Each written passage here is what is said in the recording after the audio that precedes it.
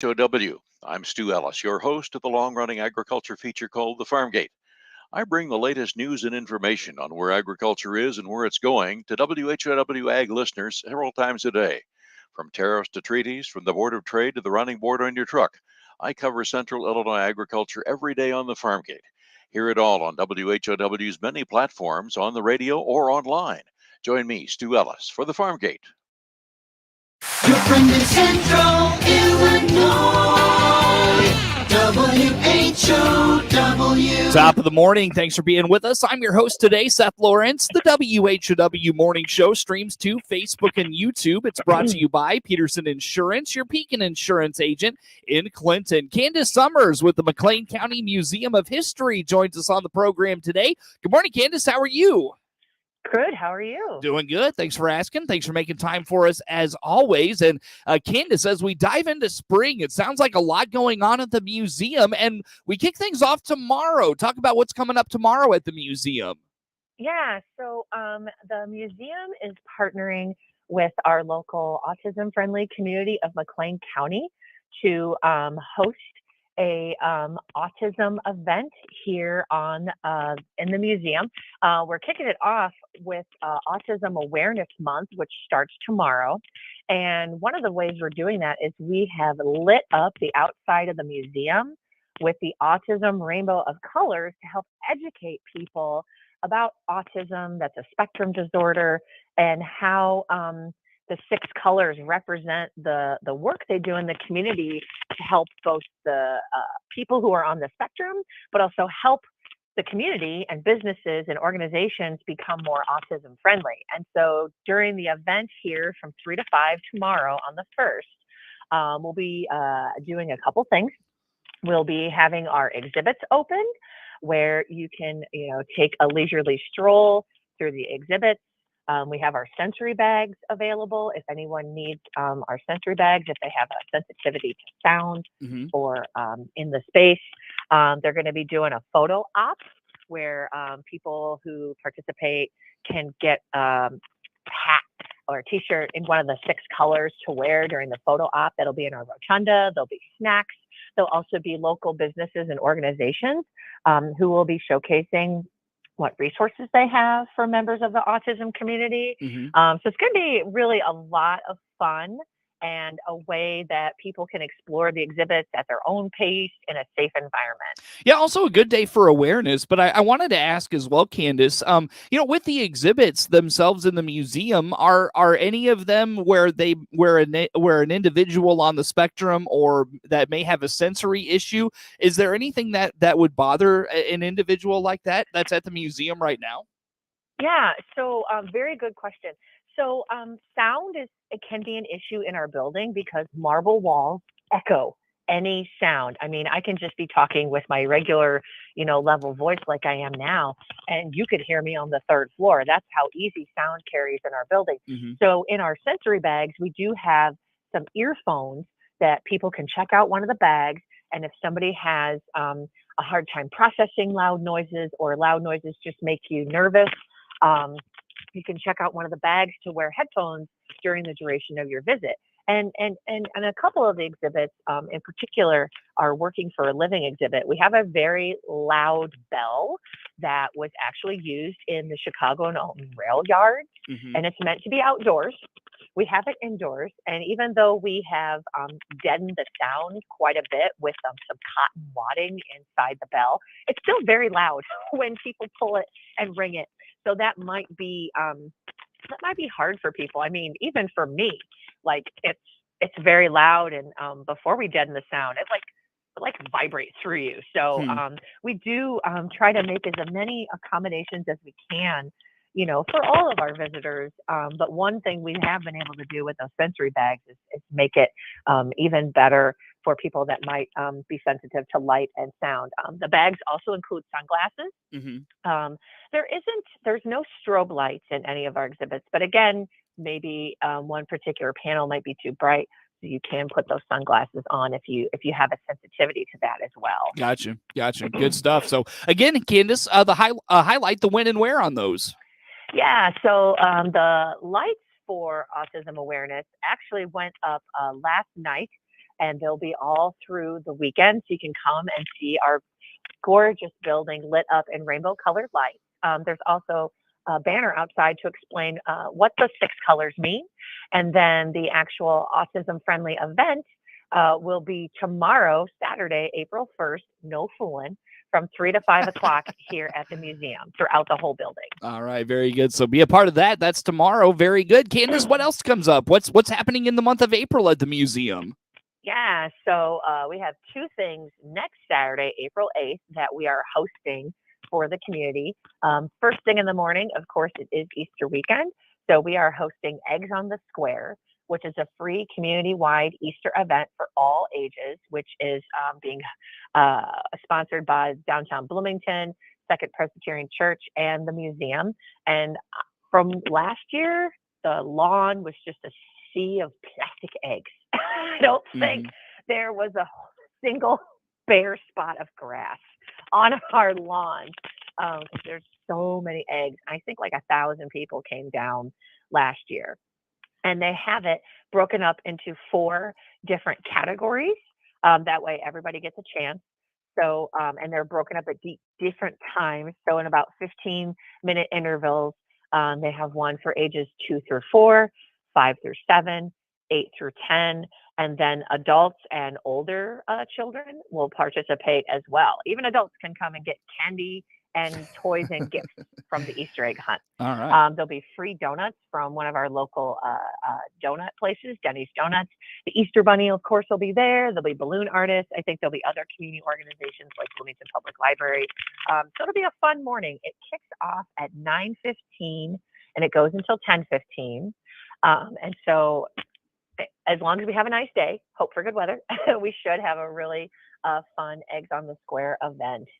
All right, so look forward to that. That's probably going to bring a lot of folks out. Easter egg hunts, especially as the earlier they are, that they really bring a lot of folks out. A lot of folks get really excited about those. Oh yeah, last year was the first time they did it on the lawn, and I mean it was packed downtown, and fortunately there were not a single plastic egg left on our lawn after the event was over. That is not surprising. No, not surprising at all. And it seemed like people had a really, really good time. So they were successful and they're doing it again. All right, very good. So put that on the calendar. Candace, again, the when and where on that is? That is Saturday, April 8th from 9:15 to 10:15 in the morning. All right, very good. Candace, what else comes up in April for us? So we have another event called Holy Moly, which it's spelled HOLI, and it is a festival of colors. And so if you're not familiar with the celebration of Holi, it's an ancient tradition from India that is a festival that announces the arrival of spring and the passing of winter. And so it's a great way that people can come together. They can celebrate its spring, warmer weather, getting back out with the community. And one particular thing that sets us aside is the use of color. And so everyone wears white when they come to this gathering, and they take packets of powdered color and they toss it everywhere in celebration. And so you're just covered with all the colors of the rainbow. It is washable, of course. You won't be permanently colored during the festival. But people gather in small groups and there's singing and there's dancing. There'll be food on that day. And this was all spearheaded by a student group at Normal Community High School. They came to the museum and to downtown Bloomington. They said, hey, we really want to do a Holi festival. And we encourage them to wait until slightly warmer weather, because Holi in India is traditionally celebrated in March, but March in Illinois is not necessarily the best weather. So they chose April 8th. And so in the afternoon of April 8th from 2 to 6, people can come and join in the Holi festival. There'll be music.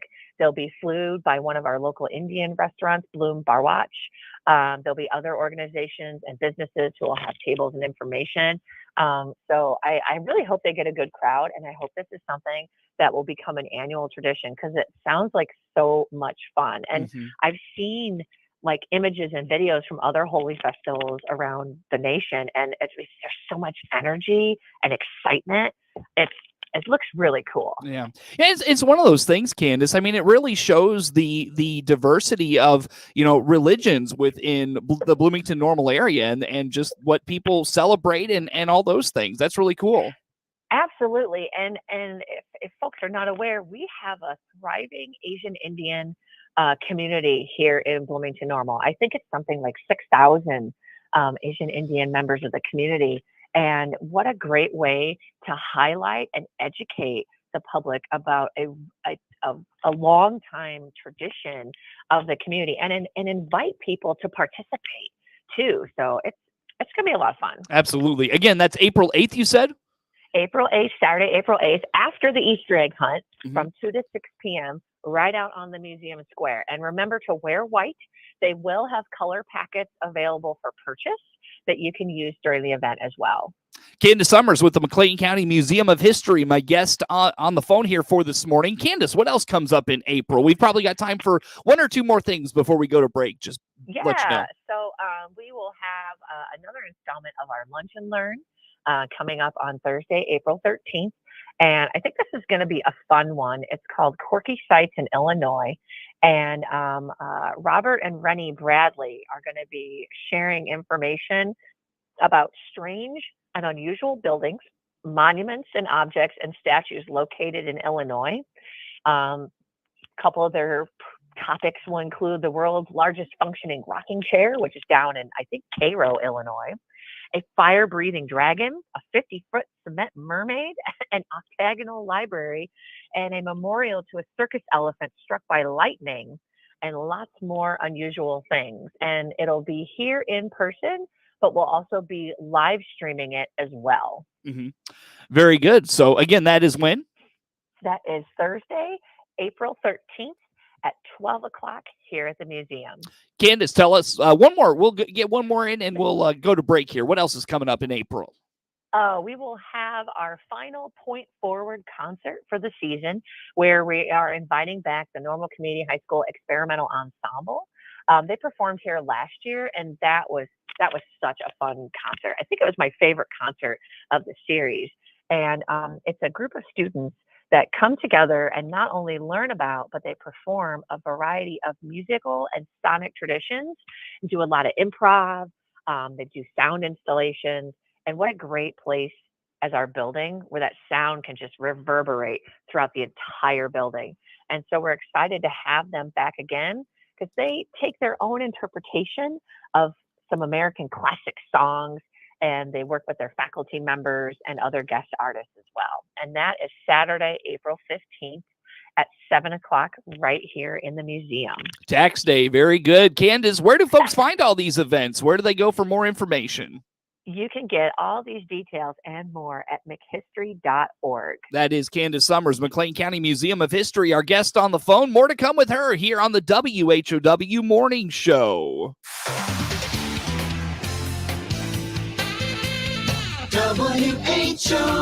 WHOW. We keep you connected. Let's check the markets now on the RFD Radio Network. I'm Jim Taylor. Corn slightly higher.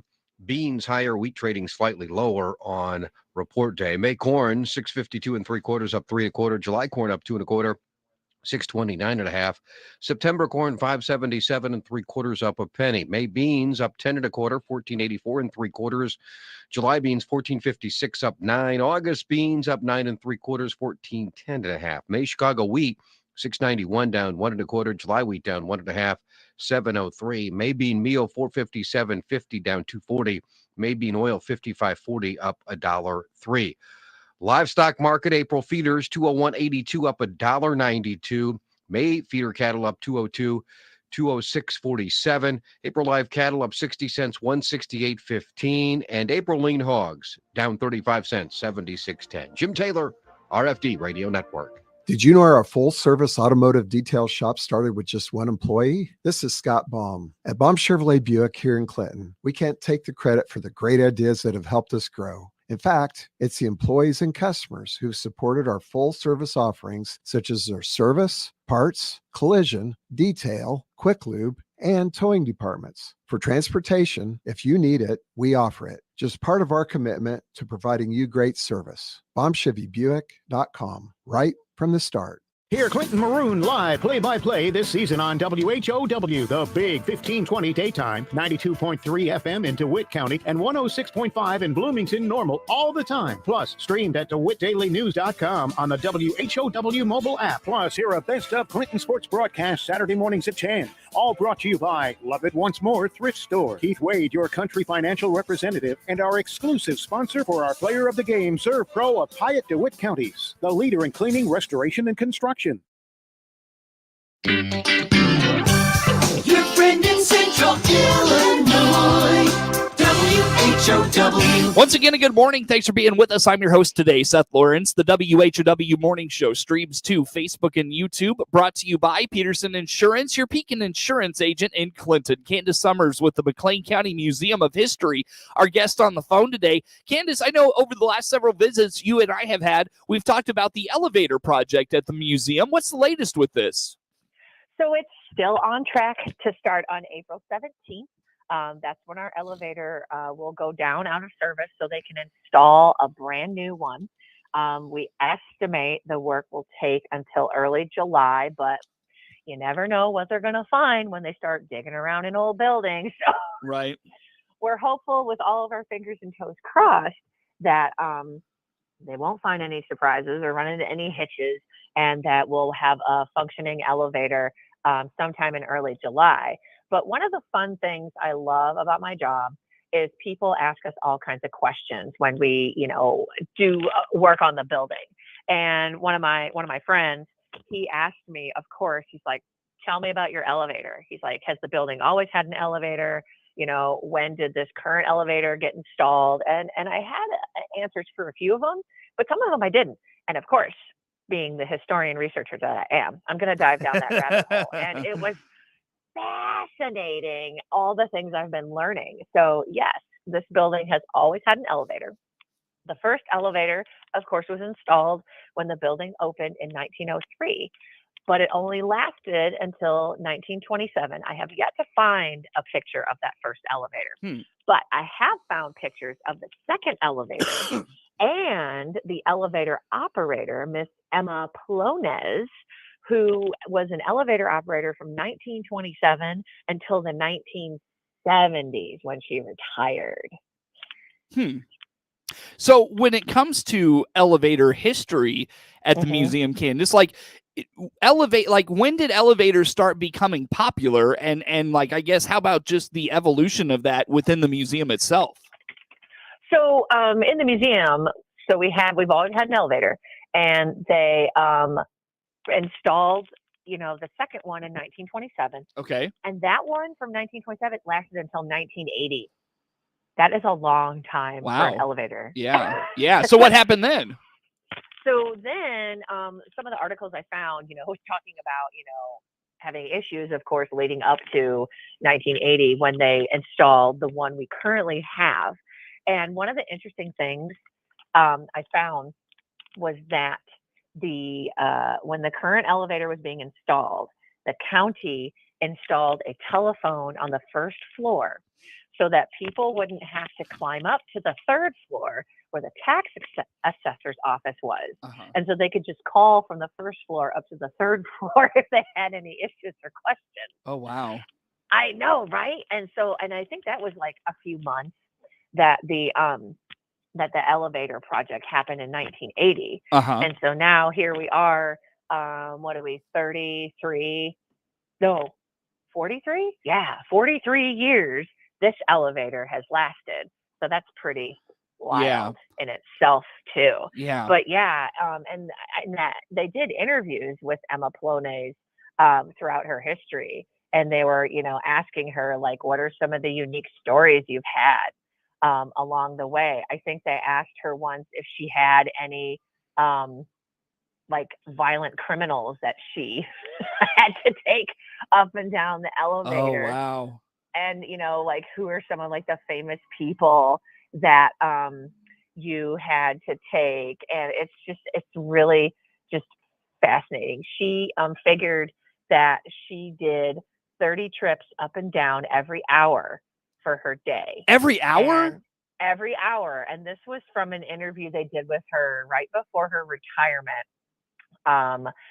This was an interview they did with her in the 50s, because they did one in the 50s after she'd worked there for like 28 years. And then they figured that she traveled over 29,000 miles during her career, which is based on a slide ruler estimate, they said. Oh my gosh. Holy I know, cow. right? Wow. And I mean, our elevator's not that big. Yeah. Like if you've, been in our building, it claims it can hold 10 people. I assure you, it cannot hold 10 adults. Now, me and like 7 kids, it can hold because, they're shorter. But I can't imagine like her and like a bunch of people in there, because she would just be riding up and down all day long, taking people, to the courtroom, to the 3rd floor, to the 2nd floor. So, I mean, yeah, the stories that I'm sure she could tell, it's just fascinating. And she was a mainstay. She was there for 43 years. Wow. That's something. Yeah, that is something. it is. Holy smokes. Candace, so the elevator project gets going mid-April. How long do you anticipate it being out of use? So they're estimating early July. So hopefully, as we get along with the project, we'll be able to give a firmer date when our elevator will be back up.